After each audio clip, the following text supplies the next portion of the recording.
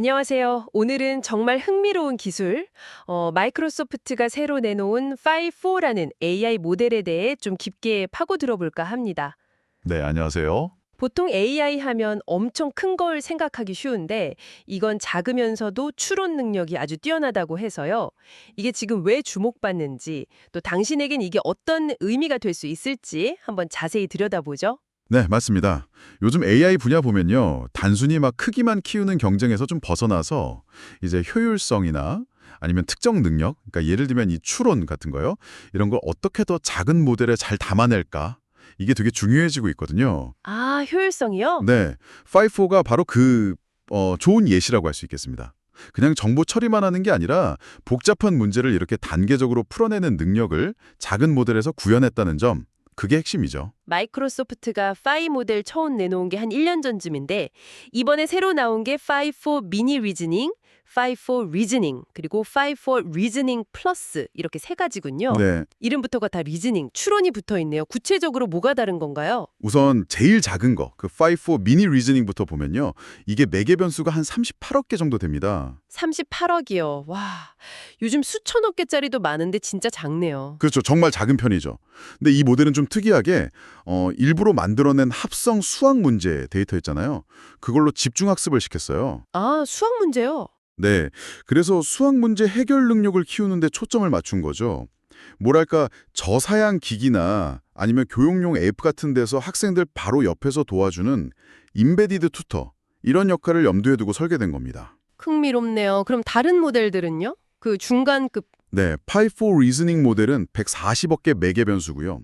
이건 이제 아주 잘 골라낸 고품질 웹 데이터 그리고 오픈 AI의 작은 모델 M3 미디하고 있는데 거기서 생성한 좋은 예시 데이터들을 학습했어요. 아하. 그래서 이건 수학뿐만 아니라 과학이나 코딩 같은 분야에서도 상당히 뛰어난 추론 능력을 보여줍니다. 그럼 플러스 모델은요? 파이4 리즈닝 플러스? 파이포 리즈닝 플러스는요. 방금 말씀드린 그 140억 개짜리 모델 있잖아요. 그걸 강화 학습, 그러니까 AI가 직접 해보면서 배우는 방식으로 추가 훈련을 시킨 거예요. 네네. 그래서 이제 추론하는데 시간을 조금 더 쓰더라도 더 정확한 답을 내놓게 만든 뭐랄까 좀 더 강화된 버전이라고 보시면 됩니다. 여기서 진짜 좀 놀라운 게 성능인 것 같아요. 아니, 140억 개짜리가 수천억 개짜리 모델이랑 경쟁한다고요? 그게 정말 가능한 일인가요? 뭔가 비결 같은 게 있나요? 바로 그 지점입니다. 그게 정말 핵심인데요. 실제로 이 140억 개짜리 파이포 리즈닝 모델이요. 예를 들어서 6,700억 개가 넘는 파라미터를 가진 딥시크 R1 같은 아주 큰 모델이랑 비교했을 때요. 네. 특정 평가 항목, 특히 수학 문제라든가 아니면 박사 수준의 과학 문제 해결 능력 같은 거 있잖아요.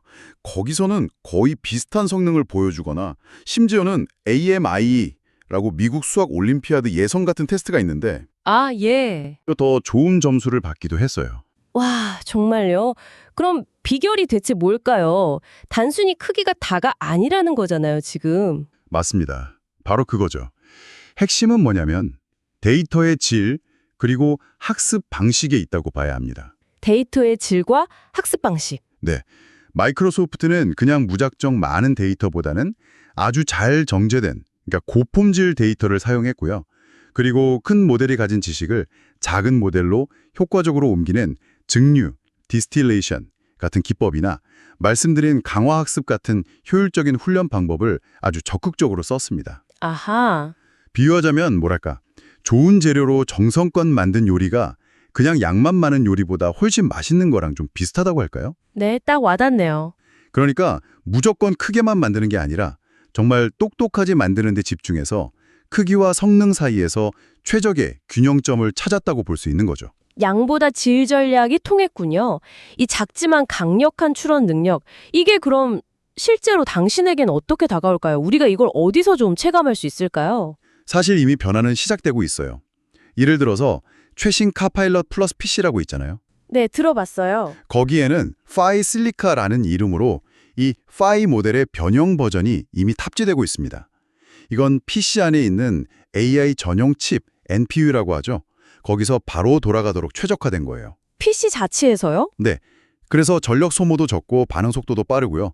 심지어 인터넷이 연결 안 된 오프라인 상태에서도 뭐 아웃룩 같은 프로그램에서 이메일 내용을 요약해 준다거나 하는 작업을 PC 자체에서 바로 처리할 수 있게 되는 거죠. 와, 인터넷 없이도요? 그건 정말 편리하겠네요. 그렇죠.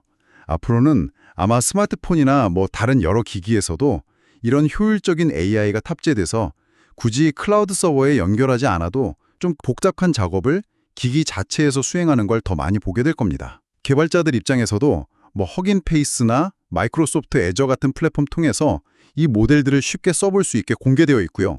접근성도 높아진 거죠. 아, 그리고 마이크로소프트가 개발 과정에서 책임감 있는 AI 원칙을 따랐다는 점도 강조했던 것 같아요. 네, 맞아요.